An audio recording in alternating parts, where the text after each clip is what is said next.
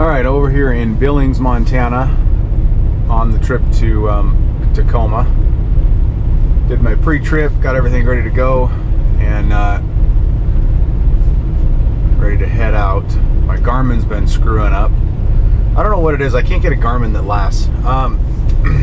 Just thought I'd film this real quick before I took off, because the way this Kenworth works is every time you start the truck up again, it resets the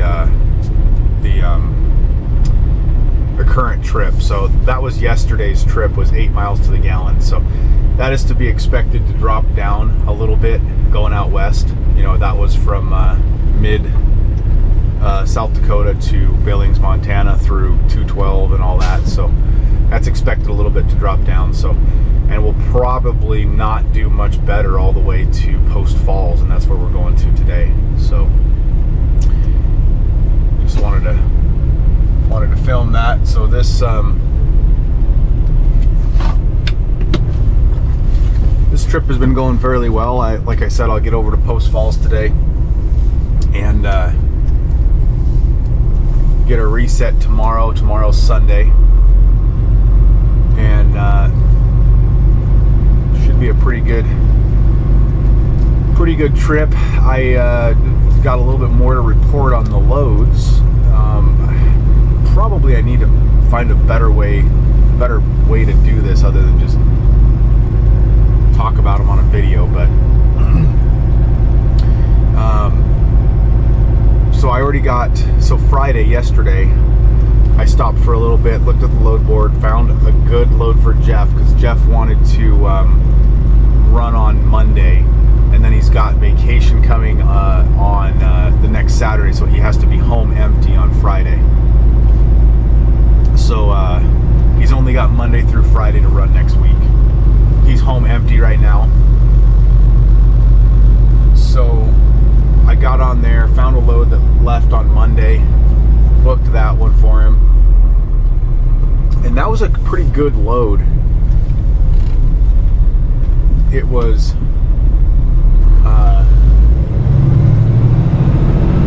Athol, Idaho,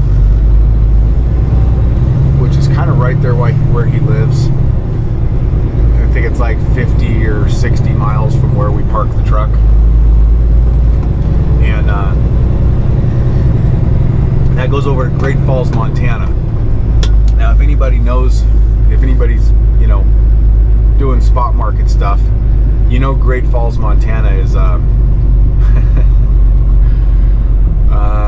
probably committing load suicide to go there. And I know this, but the load paid $1,600,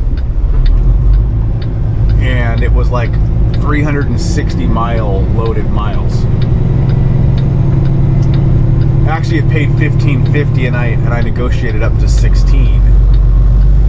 So that is, I don't remember the number, but it's over $4 a mile. It was $4 a mile at $1,550, and I got another $50 negotiated out of it.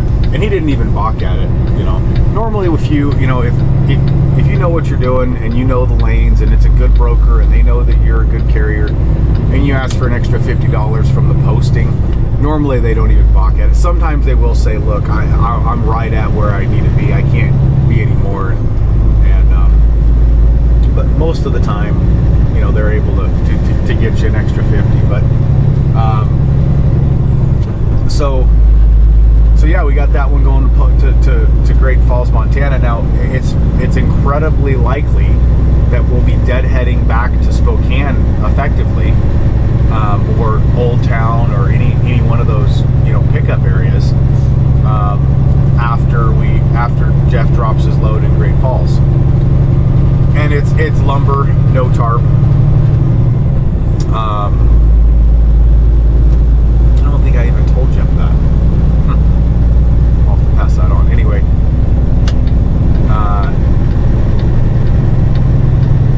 yeah, it's lumber, no tarp, pretty easy peasy load. Jeff loads out of that facility a lot.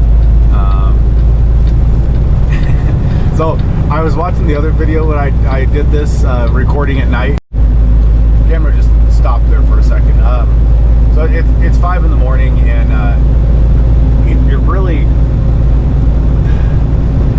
like about these older, 2020s, 2021 Kenworths is the headlights were really pretty horrible from the factory. You can probably see that in the video. You almost can't see anything. I can see the road. It's just pretty dim. Let me put my brights on. There's the brights, or the high beams. On the other truck, on my 2020, I put some updated headlights in there. Really simple. It was all plug and play. They were $1,100 for the kit, or for both sets, or for both sides. A lot of money, but they're good headlights, and really love them. I want to say it's called. I want to say that the name of the company that builds those headlights is Union Pacific, but I don't think it has anything to do with the railroad. But I think that's the name of the company. Anyway, I got them on Rainey's Truck Parts, I want to say, and loved them. And I actually put the same brand in my glider, my 386 Peterbilt. Of course, they're not the same headlight, but it was the same brand of headlight, and I like them both. So I'm probably going to put that in this truck as well. That was just a side note. So anyway, Jeff's going to be able to go pick up that load, drop it on Tuesday, probably deadhead back all Tuesday, and then Wednesday we'll be back picking up hopefully another one of those. That broker says that he's getting a lot of freight right now out of that shipper, and so he after we booked the load, he called us and he says, "Hey, how often are you in this area? I'd love to work with you again." And we've worked with that broker quite a bit, actually. I don't know if we've worked with that agent, but we've worked with the brokerage quite a bit. So anyway, we might be able to get another one out of that same plant from the same broker, or something close to that. So of course, I'm going to always look for a load. So there might be something coming out of Kalispell delivering to Moses Lake or Pasco or something like that, where it makes sense for us to take that to fill up some deadhead miles for sure. So I thought that was a pretty nice load. And then I'm delivering in Tacoma in Monday, so I looked for me after booking that one in Tacoma, and I found quite a bit of good things in Tacoma if you're willing to go short. I'd emailed a couple of brokers about a load that looked like two brokers had the same load posted, is what it looked like to me. Let me get my cruise set here. And so I emailed both of them, I think. I was set up with both brokers, and honestly, both brokers are fine. I have nothing against either one of them. But there was a smaller brokerage that I always prefer to go with the smaller brokerages. They're just easier to deal with. They don't freak out if their software doesn't work. They don't, you know what I mean? It's like they just have a little bit better. It's a little easier to deal with them, is all. So anyway, I emailed those guys. I think I called someone else, and no, I think I only emailed those two loads. And then as soon as I did that, another load popped in to the listing that was right, and those loads picked up way up north, almost by the Canadian border. So it was like 146 mile deadhead. Summit, I think it was the name of the town. I've been there before.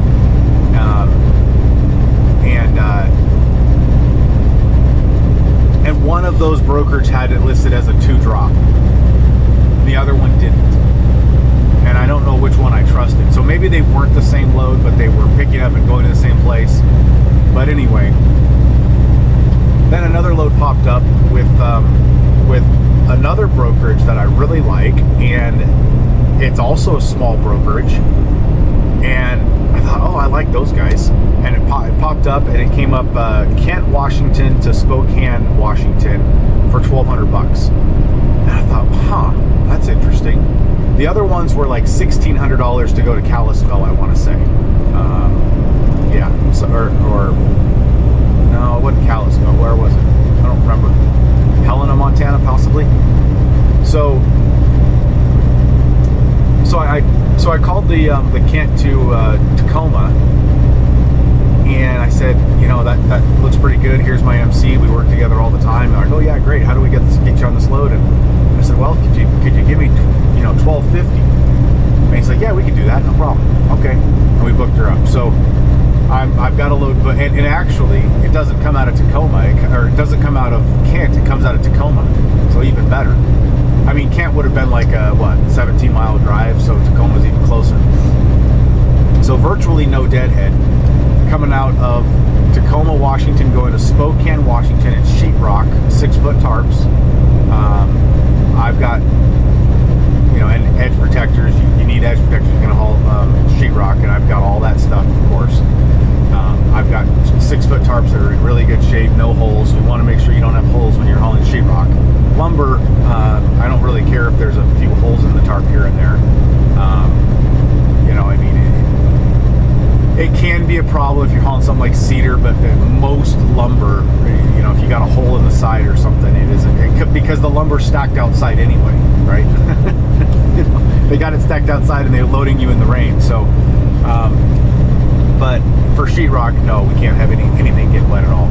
So I've got all this stuff. So anyway, that'll be a good load for me. That is 262 mile loaded, and like I said, whatever it takes me to get across town, you know, anywhere from 5 miles to maybe 20 miles deadhead, probably not even 20, but so virtually no deadhead, 262 mile loaded for $1,250. That is, I did the math on, it's like $4.28 a mile, I want to say, something like that. So that's a damn good load. Now the reason that pays so well is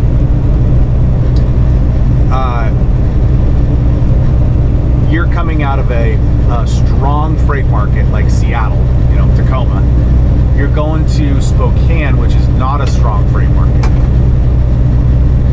Now, I don't know, as far as the rates are concerned, like, if you look at the rates from Seattle to Chicago versus the rates from Spokane to Chicago, I'm not sure the rates are much different, but the, you know, you might have 3 loads available on that lane going from Seattle to Chicago, and there's nothing available in Spokane. Right, Spokane's just a smaller freight market. I don't know if the rates are necessarily worse, but there's just not very many loads, and so that's why. And that lane has always paid well. I've done that a couple of times with Jeff, mainly. We went from the West Coast, whether it be Oregon, like Portland, or Seattle, over to Spokane, or Kalispell, Montana, or Missoula, or something like that, and that lane always pays good, as it should, right? But but you know, normally not $4 a mile. The magic number when you get to $4 a mile is that you can deadhead back to your pickup and pick up another one and still get $2 a mile. So anything at $4 a mile, I get excited because of that ability. So yes, I'm going to a bad market, but I'm doing it for $4.28 a mile. Hang on, no one's on the road here. Let me do the math real quick so I'm getting that right.